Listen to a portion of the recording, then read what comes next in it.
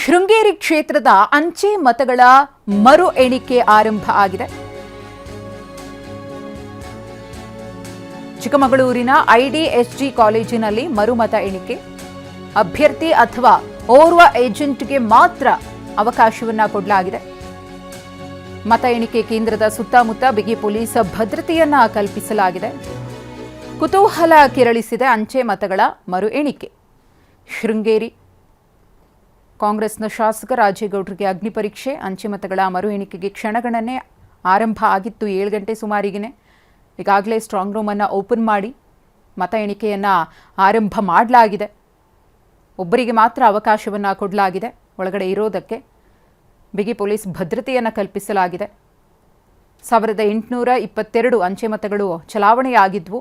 201 ಮತಗಳಿಂದ ರಾಜೇಗೌಡರು ಗೆದ್ದಿದ್ರು ಬಿಜೆಪಿಯ ಜೀವರಾಜ್ ವಿರುದ್ಧ. ಆದರೆ ಜೀವರಾಜ್ ಅವರು ಕೋರ್ಟ್ ಮೆಟ್ಟಿಲೇರಿದ್ರು. ಮರು ಎಣಿಕೆ ಆಗಬೇಕು ಅಂತ ಹೇಳಿ ಕೋರ್ಟ್ ಆದೇಶದ ಹಿನ್ನೆಲೆಯಲ್ಲಿ ಅಂಚೆ ಮತಗಳ ಮರು ಎಣಿಕೆ ಆರಂಭ ಆಗಿದೆ. ಈ ಕುರಿತು ಮತ್ತಷ್ಟು ಮಾಹಿತಿಯನ್ನು ಕೊಡುವುದಕ್ಕೆ ನಮ್ಮ ಪ್ರತಿನಿಧಿ ಅಶ್ವಿತ್ ಇದೀಗ ನೇರ ಸಂಪರ್ಕದಲ್ಲಿದ್ದಾರೆ. ಅಶ್ವಿತ್, ಈಗಾಗಲೇ ಅಂಚೆ ಮತಗಳ ಮರು ಎಣಿಕೆ ಆರಂಭ ಆಗಿದೆ. ಎಷ್ಟೊತ್ತಿಗೆ ಮುಗಿಬಹುದು ಅಂತ ಹೇಳಿ?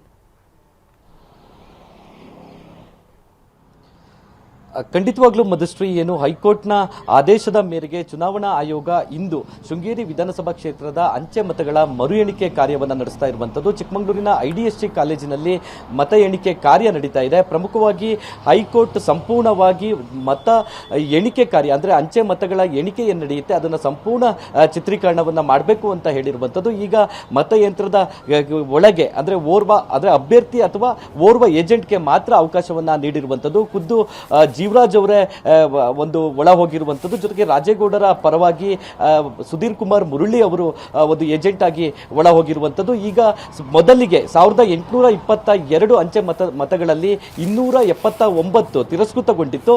ಈಗ ಮೊದಲಿಗೆ 297 ಮತಗಳ ತಿರಸ್ಕೃತ ಏನಿತ್ತು ಅದನ್ನು ಪುನರ್ ಪರಿಶೀಲನೆಯನ್ನು ನಡೆಸ್ತಾರೆ. ನಂತರವಾಗಿ ಒಟ್ಟು 1822 ಮತಗಳೇನಿದೆ ಅದನ್ನು ಸಂಪೂರ್ಣವಾಗಿ ಒಂದು ಪರಿಶೀಲನೆಯನ್ನ ಮಾಡಿ ಎಣಿಕೆಯನ್ನ ಮಾಡ್ತಾರೆ. ಇದೆಲ್ಲವೂ ಕೂಡ ವಿಡಿಯೋ ಚಿತ್ರೀಕರಣವಾಗುತ್ತೆ. ಮತ ಎಣಿಕೆ ಕಾರ್ಯ ಇನ್ನೇನು 1 ಗಂಟೆ ಒಳಗೆ ಮುಗಿಯುತ್ತೆ ಅಂತ ಹೇಳಲಾಗ್ತಾ ಇದೆ. ಈ ಒಂದು ಎಣಿಕೆ ಕಾರ್ಯ ಮುಗಿದ ನಂತರವಾಗಿ ಹೈಕೋರ್ಟಿನ ಆದೇಶದ ಮೇರೆಗೆ ಚುನಾವಣಾ ಅಧಿಕಾರಿ ಘೋಷಣೆಯನ್ನ ಮಾಡ್ತಾರೆ. ಯಾವ ಅಭ್ಯರ್ಥಿ ಎಷ್ಟು ಮತಗಳನ್ನು ತೆಗೆದುಕೊಂಡಿದ್ದಾರೆ ಎಂಬ ಒಂದು ಮಾಹಿತಿಯನ್ನು ಕೂಡ ಕೊಡಬೇಕು ಅಂತ ಹೇಳಿದೆ. ಆ ನಿಟ್ಟಿನಲ್ಲಿ ಒಂದು ಮಾಹಿತಿಯನ್ನು ಕೂಡ ನೀಡ್ತಾರೆ. ಪ್ರಮುಖವಾಗಿ ಏನು ಇವಿಎಂ ಉಗ್ರಾಣ ಏನಿದೆ ಆ ಒಂದು ಉಗ್ರಾಣದಲ್ಲಿ ಇದ್ದಂತಹ 20 ಬಾಕ್ಸ್ನ ಅಂಚೆ ಮತಗಳೇನಿತ್ತು ಅದರಲ್ಲಿ 6 ಬಾಕ್ಸ್ಗಳು ಓಪನ್ ಆಗಿತ್ತು. ಈ ಒಂದು ನಿಟ್ಟಿನಲ್ಲಿ ಸಾಕಷ್ಟು ಆಕ್ರೋಶ ಕೂಡ ವ್ಯಕ್ತವಾಗಿತ್ತು.